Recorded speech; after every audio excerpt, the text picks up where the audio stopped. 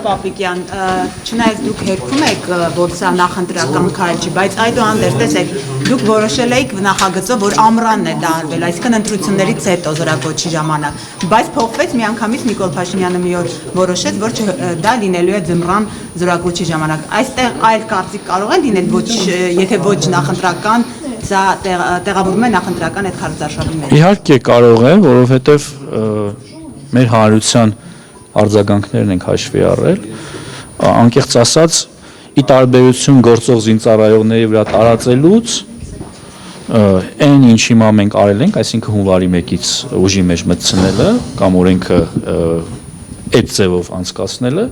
դրա մասին եմ, որ եթե հունիսին դա տեղի ունենար եւ դրա մասին արդեն խոսակցությունները կային նոյեմբերից, դա կլիներ հունվարի 1-ից հետո բանակ գնացողների համար անարդար։ Ու երբ կար հնարավորությունը հաշվարկները մեզ թույլ էին տալիս դա անել ավելի վաղ, բնականաբար մենք լսելով, անսալով մեր հասարակության մտահոգություններին, խնդրանքներին, ժամանակ չգիտեք, որ հունվարին գնացողների նախագիծը չենք քննարկել, ներողություն, նախագիծը շրջանառել էինք, նախագիծը շրջանառելուց հետո երբ դրվել է ի դրաֆտ համակարգում, երբ մարդիկ սկսել են դրա մասին կարծիքներ հայտնել, քննարկումներ, նամակներ տարբեր, բնականաբար մեզ համար էլ ակնհայտ է դարձել, որ շատ ավելի ճիշտ կլինի, եթե մենք դա անենք հունվարի 1-ից, եւ մենք այդ որոշմանը հանգել ենք եւ վարչապետը դրա մասին հայտարարել։ Պարոն Պապիկյան, մամուլում կային հրապարակումներ, որ զինված ուժերի աշխատավարձի բարձրացում հունվարի 1-ից աշխատավարձի բարձրացում, հարգելի գործընկերներ, ատեստացիոն համակարգը ներդրված է, այն ընթացքի մեջ է եւ կարծում եմ դրանից լավ աշխատավարձի բարձրացման հնարավորություն չի կարող լինել։ Կորուպցիոն ռիսկերը նվազեցնելու համար բավականին ուժ պաշտոնատրանցիկ ներգրաված են եղել ատեստավորման ոլորտում, շահագրգիռ հետ մարդկանց կազմակերպել, որպեսզի Եվ ուր են հիմա նրանք, Կարծում եմ մեր հետևողականությունը նրա մասին է, որ մենք այս հարցում շատ լուրջ ենք տրամադրված, շատ հետևողական ենք եւ բնականաբար այստեղ ներում չի լինելու ոչ մեկին։ Պարոն Պապիկյան, դուք նշել եք, որ բյուջեի գումար է հատկացվել բանակի կերպափոխման համար, ռազմաարդյունաբերության համար, զենքերի գնման համար, բայց Փաշինյանը օրերս նշեց, որ պարտք է վերցվել եւ ամբողջապես միանգամից զենք գնելու համար։ Հիմա բյուջեից է նախատեսվել, թե պարտք է վերցվել։ Հարգելի գործընկերներ, եթե անգամ ֆինանսական միջոցները պարտքի միջոցով են ներգրավում ֆինանսների նախարարության միջոցով, դա տրամադրվում է ընդհանուր բյուջեի շրջանակներում։ Այսինքն այստեղ հակասող բան չկա։ Վարչապետը հայտարարել է դրա մասին։ Հիմա ուզում եք մեկնաբանել վարչապետը ճիշտ է ասում, թե սխալ, բնականաբար ճիշտ է ասում։ Նա եւ բնականաբար, այո, պատասխանեցի ձեր հարցին։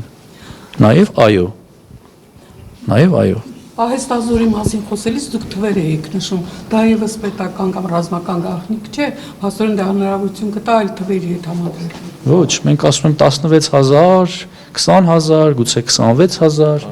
տարական կտրվածքով ներգրավում ենք տարբեր փուլերում։ Ես գիտեմ ինչի մասին, կարող եմ խոսել ինչի մասին, բայց շնորհակալ եմ։ Պարոն Պապիկյան, Ալեն Սիմոնյանը վերջերս ասել էր, որ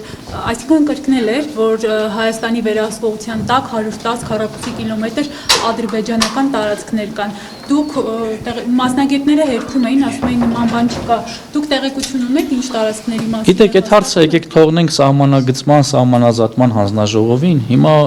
խոսել մի բանի մասին, որը սահմանազատման ու սահմանագծման հանձնաժողովը պիտի աշխատի,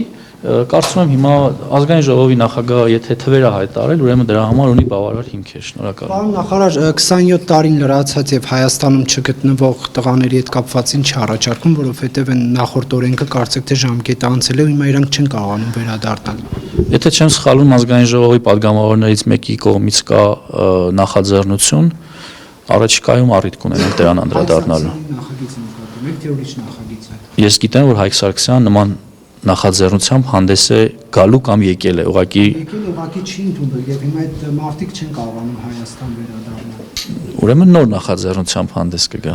Պարոն Պապիկյան, դուք համաձայն եք, եթե վերջացրեցիք հարցը, դուք համաձայն եք Փաշինյանի այն հայտարարությանը, որ արդեն խաղաղությունը եւ մեզ ոչ թե մարտունակ բանակ է պետք, այլ պաշտպանունակ։ Հարգելիներս, նախ մարտունակությունն ու պաշտպանունակությունը դրանք եզրույթներ են, միմյանց չեն հակասում, պարզապես պաշտպանունակությունը